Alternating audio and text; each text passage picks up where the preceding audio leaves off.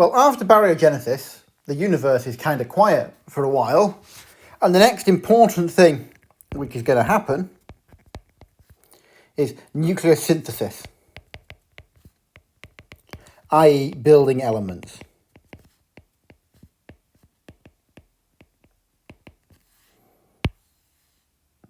And as I've already alluded to, this happens at energies of kT roughly 1 MeV, i.e. a nuclear binding energy.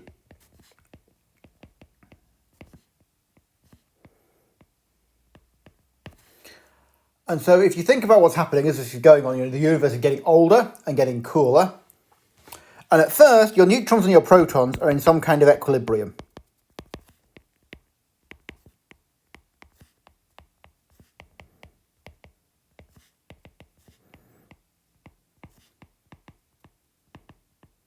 That is to say that they can change from one to the other, i.e. And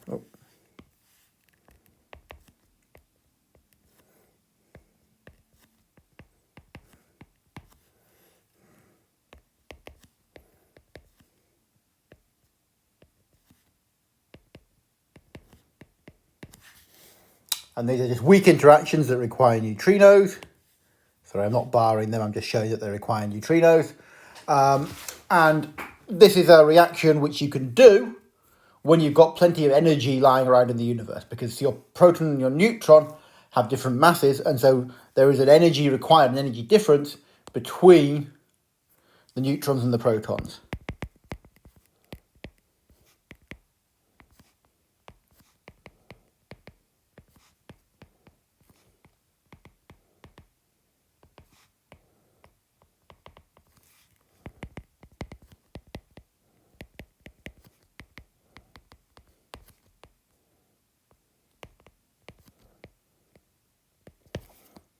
And so there's an energy here, you can call that Qn, and that's just equal to Mn c squared minus Mp.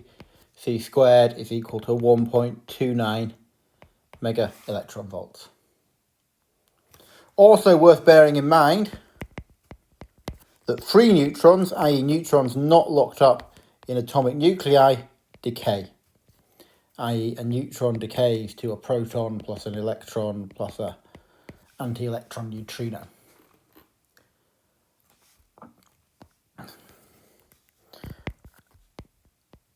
And in equilibrium, the relative numbers of protons and neutrons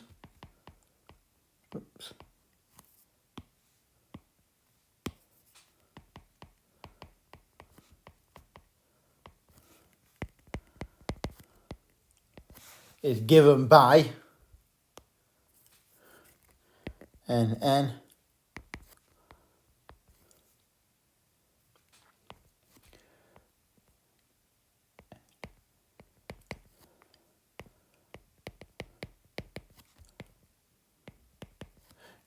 This is not intuitive. I mean, you can get this from statistical mechanics, but you don't need to.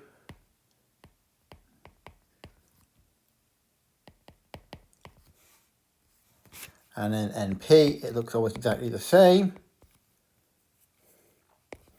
Except you've got the mass of the proton in here.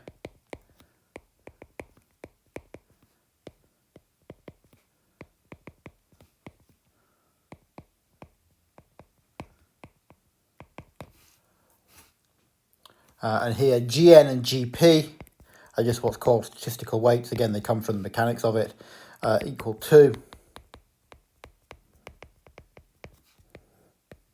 So they're just a number. And so that's kind of complicated, except for the fact that when you divide one by the other, so you look at the proton to neutron or the neutron to proton ratio, almost everything drops out.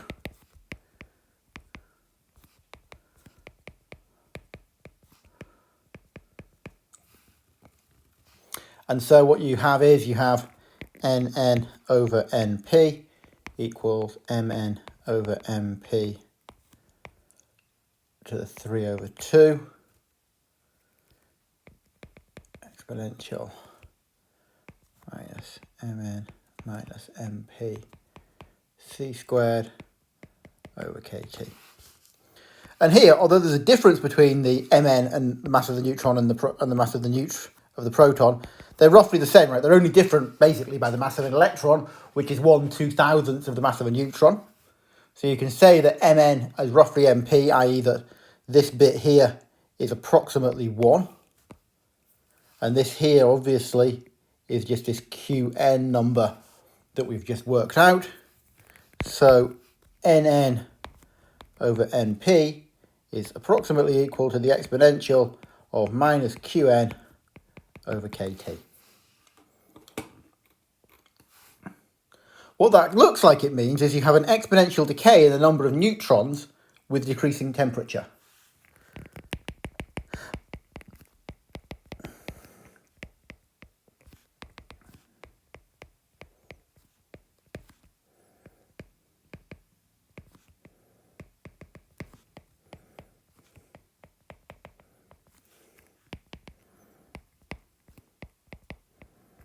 And so if I look at what that function actually looks like,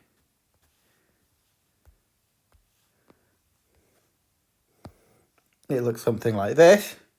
So this is the neutron to proton ratio on this axis, this is the temperature on this axis, and so very quickly this drops down. This is temperature in 10 to the 9 Kelvin, right? So at a second you're at something like 10 to the 10 Kelvin. And then at 100 seconds, because this is the square root, remember, at the time, you're at 10 to the 9 seconds. So at 100 seconds, you're down at a neutron to proton ratio of something like 10 to the minus 6. Which is worth noting. You know, if this equilibrium holds,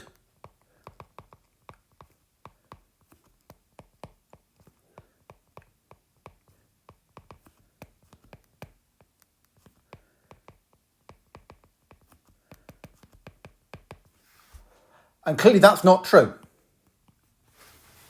Today, the neutron to proton ratio is not 10 to the minus 6. Yes, there are more protons than neutrons, because as we'll see, the universe is mainly made of hydrogen, which has just a proton. But it's not true that there are virtually no neutrons, because if most elements, most atoms, contain a decent number of neutrons in their atomic nuclei. So it's not true that there are no neutrons in the universe, and so therefore either you have to stop this process before it gets to this very low level, or you have to make them again somewhere else. And it turns out that the first answer is the right one. You have to stop them before they actually reach that low level. So what's the solution? Is that the equations of the equilibrium are weak. And I don't mean that in a vague sense of, oh, well, they don't happen very effectively. What I mean is that they're dominated by the weak interaction. So you can have, obviously, electromagnetic interactions. You can have strong interactions, which are the actual atomic forces. And you have electromagnetic, which are things that actually involve charges. But things that involve neutrinos involve the weak force. And the thing about the weak force is that, of course, there's a cross-section. And you can think of the Thomson cross-section, for example, for electrons, or any other cross-section if you're doing sort of, any kind of mechanics. The cross-section is just how big a target something is effectively. And the cross-section for the weak force is the following. 10 to the minus 47 meters squared times kT over 1 MeV squared. And you just compare that to the Thomson cross-section, which is sigma T, which is the cross-section relevant for the electromagnetic force.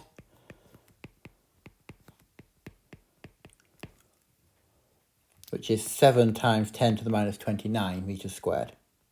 With no temperature dependence, right? It just does the same thing. And so the interesting thing about this is that the weak interaction is indeed very weak. This is part of the reason, if you look at neutrinos, right? Neutrinos stream through us. Neutrinos can, in principle, go through, light years of lead before they interact. If they're at low temperature, if they're at high temperature, their cross-section, of course, goes much higher because of this temperature squared dependence. But this temperature squared dependence is key because it means that those reactions not only are they dropping out? Is the equilibrium making fewer and fewer neutrons? But actually the rate at which those interactions happen is falling off as the square of the temperature. Or the cross-section, sorry, not the rate, just to be very clear. The cross-section is falling off as the square of the temperature. We'll look at the rate now. So I didn't mean to say the rate falls off, the cross-section falls off as the square of the temperature. So now we need to look at the rate.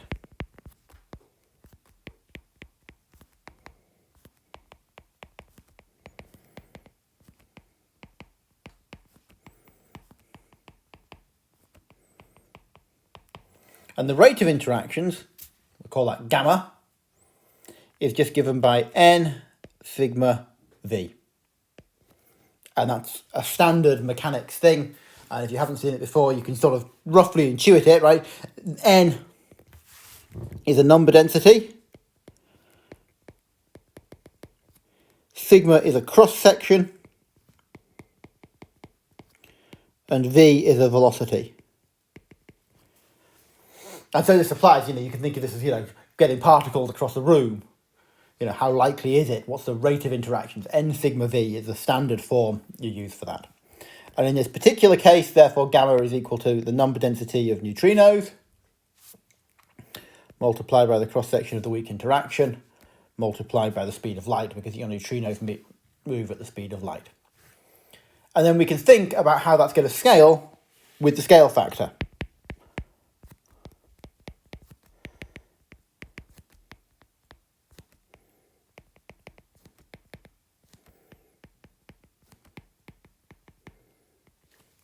And so we can basically look at each of these terms and say, how does that vary with the tail factor? Well, the number density of neutrinos is just proportional to 1 over a cubed. A to the minus 3 is proportional to t to the minus 3 over 2. Because that's just how it behaves. And sigma w, that's proportional to t squared. We've just seen that above. That's therefore proportional to a to the minus 2, because we had that all the way back at the top of the page. T is inversely proportional to a, is proportional to t to the minus 1. So the total rate of interactions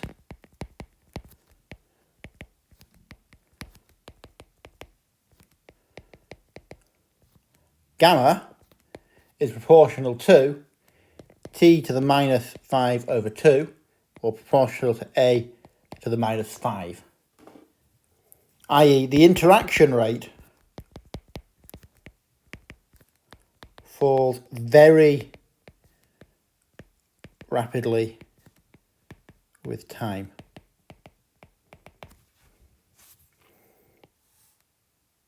So rather actually than having a point where the equilibrium goes all the way to almost zero, you actually have a point where the interactions stop happening.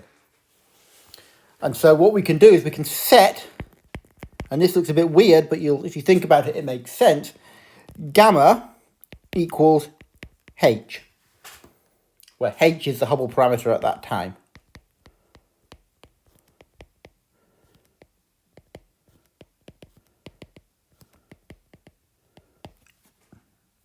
And this makes sense because if you think about it, this is a rate, it's a frequency, it's got, dimensions of per unit time.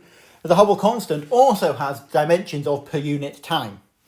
And so what this is actually saying is the following. It's also saying, that 1 over gamma is equal to 1 over h, i.e. the time between interactions is equal to the age of the universe. So if your rate of interactions is more than 1 per age of the universe, then your interactions keep going. That equilibrium is not broken. And once it drops below that, and remember it does that very sharply because it's falling very quickly here. Once it does that, you have those interactions stop and you get a process called freeze out. So just to have a look at what that looks like, if I now look at this diagram, I'll stick it on another page if I can. then what I have here is two panels. So the bottom one here, that is the one which is actually showing me the rate of interactions. This is just the weak interaction rate, which is falling as t to the minus 5 over 2 or a to the minus 5. And it's expressed in units of the Hubble parameter. And so what I can do here is I can go across, maybe, if it will let me draw on this properly. I can go across here and ask myself, at what point do I hit an interaction rate of 1 per Hubble time? On the top panel, I just have the neutron-proton ratio, now not expressed in terms of temperature, but expressed in terms of time. Sorry, not in terms of scale factor. You know, they're all equivalent. You can go from one to the other. And, you know, this is the rapid fall off here, where it goes down to 10 to the minus 6 or so quite quickly. But if I read off where it is at this point, and this is obviously only approximate because I'm doing it with the pen, then actually it's not 10 to the minus 6. It's something much bigger than that. And this is a process we call freeze out. And it transpires, I haven't actually done a bad job of drawing that now. The NN over NP freeze out is approximately 0.2. And this happens at a temperature of freeze out of about 10 to the 10 or 9 times 10 to the 9 Kelvin, or a time of freeze out, which is of order, you know, just more than 1 second. And so at this point, all of those other interactions stop happening. And now we get nucleosynthesis.